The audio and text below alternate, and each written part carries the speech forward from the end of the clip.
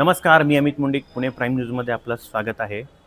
मंडळी, परंपरेला आधुनिक तंत्रज्ञानाची जोड दिल्यानंतर काय होतं याचं मूर्तिमंत उदाहरण आज आपल्या पाठीमागे आहे. माझ्या पाठीमागे तुम्ही पाहू शकता की ही शाडू मातीची मूर्ती आहे आणि ही जी मूर्ती आहे ही फायबरची मूर्ती आहे आणि 3D स्कॅन करून याच्यानंतर नवीन तंत्रज्ञान अवगत करून ही एक आपण मूर्ती साकारलेली तुम्ही पाहू शकता. आणि नेमकं ही जी मूर्ती साकारलेली आहे ती 3D स्कॅन करून नवीन तंत्रज्ञानाचा वापर करून या मूर्तीचं घडवण्यात आलेली आहे. आणि एकंदरीत ही जी मूर्ती आहे ही याची ओरिजिनल जी मूर्ती आहे ती 56 वर्षापूर्वीची आहे आणि या मंडळांनी हीच मूर्ती जशाच्या तशी त्यांना पाहिजे होती. सो त्यासाठी 3D लेझरनी स्कॅनिंग करून या मूर्ती नवीन घडवण्यात आलेली आहे. आणि ते 3D स्कॅनिंग कशा पद्धतीने केलं गेलं आणि ते कशाप्रकारे कार्यरत होते यासाठी आपल्यासोबत सांगाल आपलं एकंदरीत की हे कशाप्रकारे या मूर्तीची तुम्ही स्कॅनिंग केलेली आहे आणि तुमचं नाव काय? माझं नाव इंद्रजित जोशी. आपली फर्म रॅड 3D हे इंडस्ट्रियल 3D प्रिंटिंग आणि 3D स्कॅनिंग ह्या सर्व्हिसेसमध्ये काम करते. बेसिकली ह्या गणेश उत्सवात आम्ही काहीतरी नवीन प्रयोग करण्याचा काही आमचा मानस होता. मग आम्ही विचार केला की का नाही आपण स्कल्पचर आणि हे 3D स्कॅनिंग जे आहे ते आपण मूर्त्यांचं का नाही करणार. तर आपण त्या सेगमेंटमध्ये आपण पाऊल टाकलं. जर तुम्ही बघितलं तर मूर्तीचं आपण स्कॅनिंग करून त्याचं 3D प्रिंटिंग करतो. सो आपल्याकडचे जे हायटेक ॲडव्हान्स मशीन आहेत जे की वर्ल्डमधलं सगळ्यात पहिलंच मशीन आहे ज्याला ट्रायमोड लेझर स्कॅनिंग आहे. तर ह्या स्कॅनरनं आपण मूर्ती स्कॅनिंग करतो आणि त्याचा जो डेटा कलेक्ट करून त्याचं मॉडेलिंग करून आपण त्याचं 3D प्रिंटिंग करतो. 3D प्रिंटिंग किंवा हे मूर्ती जेव्हा मॅन्युफॅक्चर होते आम्ही त्यावेळेस पर्यावरणाचाही तेवढीच भूमिका कन्सिडर केलेली आहे आणि आम्ही ते एका बायोडिग्रेडेबल PLA मटेरियलमध्ये बनवलेलं आहे जे की पर्यावरणाला बिलकुल हानी करत नाही. बरं, आता एकंदरीत आता तुम्ही जे म्हणताय की 3D टेक्नॉलॉजी करून ही जी तुम्ही आता मूर्ती घडवण्याचं काम करता, बरं यामध्ये साच्यामध्ये मूर्ती असते का? नेमका कशा प्रकारे मूर्ती केली जाते? नाही, साच्यामध्ये मूर्ती बनत नाही. आपलं जे बेसिकली 3D प्रिंटिंग जे होतं जसं की तुम्ही 2D प्रिंटिंग बघत असाल, विनाईल प्रिंटिंग होतात, वॉलपेपर किंवा फ्लेक्स वगैरे प्रिंटिंग होतं, हे 2D प्रिंटिंग झालं. 3D प्रिंटिंग जे असतं ते खूप वेगळं असतं. त्याच्यामध्ये रॉ मटेरियल चं इनपुट देऊन त्याचं आपल्याला हवे त्या डिझायर्ड शेप आणि फॉर्मेशनमध्ये आपण त्याचं 3D मॉडेल तयार करू शकतो. फॉर एक्झाम्पल कुठली मूर्ती असेल, एखादा इंजिनिअरिंगचा पार्ट असेल, गाडीचा पार्ट असेल, तो आपण तो 3D प्रिंट करतो.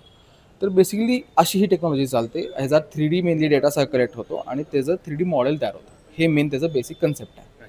म्हणजे एकंदरीत ही जी मूर्ती आपण बनवत आहोत तर याला ह्युमन टच आहे का नाही? बिलकुल नाही. ह्याला कुठल्याही प्रकारचा ह्युमन टच आपण करत नाही. त्याचाच हा एक मोठा फायदा आहे की ज्या तुम्ही बघायला गेलात तर ह्या मूर्तीच्या 20च्या 20ही बोटं पायाचे आणि हाताची धरून ही सेपरेट आहेत. तर ही पुण्यातली खूप काही क्वचित मूर्तींपैकी अशी आहे की ह्याचे बोटं सगळी सेपरेट आहेत. तर सेम ह्याची छोट्या मूर्तीमध्ये रूपांतर करणं कठीण असतं मॅन्युअली. मग इथं तंत्रज्ञानाचा वापर करून आपण त्याच्यामध्ये 3D स्कॅन करून 3D प्रिंट केलं तर त्याच्यामध्ये आपण ती ॲक्युरेसी आणि ते जे फीचर्स आहेत ते आपण कलेक्ट करून आहे तशी मूर्ती आपण बनवू शकतो.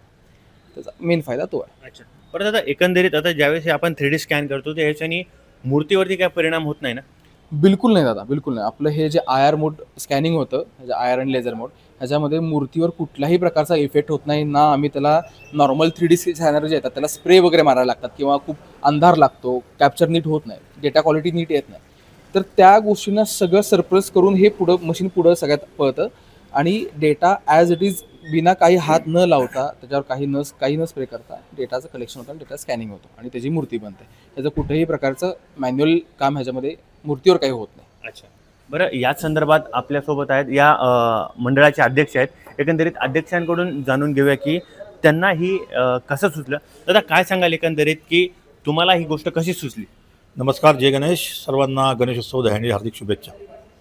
ही जी आमची मंडळाची मूर्ती हिला 54 वर्ष झालेत. गेले अनेक वर्ष आम्ही प्रयत्न करत होतो की लहान मूर्ती म्हणजे 18 इंचाची किंवा गेट्सला देण्यासाठी 9 इंचाची किंवा काही मुलांचं म्हणणं आहे की गाडीमध्ये लावण्यासाठी 3 इंचाची मूर्ती हवी आहे. परंतु आपण बघितलं की ह्या मंडळाची जी मूर्ती आमच्या त्याची पूर्ण बोटं 20च्या 20 बोटं सुट्टी आहेत. त्यामुळे ती आम्ही अनेक ठिकाणी अनेक कलाकारांना दाखवली की बाबा आम्हाला हुबेहूब मूर्ती बनवून द्या, परंतु ते सक्सेस झालं नाही. त्यामुळे मध्यंतरी आम्ही अनेक वेळा प्रयत्न करत आमचे भाऊ अनिल महाले यांना एक कल्पना सुचली की बाबा इंद्रजित जोशी म्हणून एक त्यांचे मित्र आहेत, ते सिंहगडला राहतात, तर ते 3D स्कॅनिंग करून हुबेहूब आपल्या मूर्ती बनवून देऊ शकतात. तेव्हा आम्ही त्यांचे संपर्क साधला, ते आले त्याचे विशेष आभार की त्यांनी आम्हाला मंडळाला सहकार्य केलं. त्यांनी प्रथमतः आम्हाला यातून 3D स्कॅनिंग एक दिवस केलं. त्यातून आम्हाला एक 9 इंचाची एक 18 इंचाची मूर्ती बनवून दिली. आता ही 18 इंचाची जी मूर्ती आम्ही बनवलेली आहे ती फायबरमध्ये आहे. तिच्यापासून आम्ही तिला डाय करून आता हे आपण बघताय तर ही 18 इंचाची मूर्ती आम्ही आता शॅडोमध्येच केलेली आहे.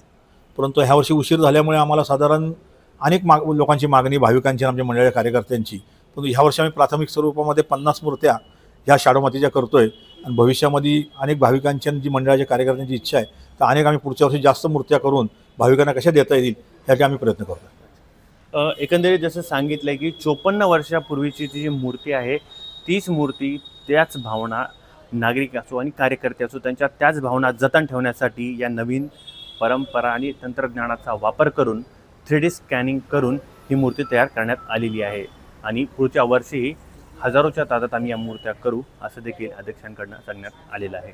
कॅमेरा पर्सनसोबत अमित मुंडे, पुणे.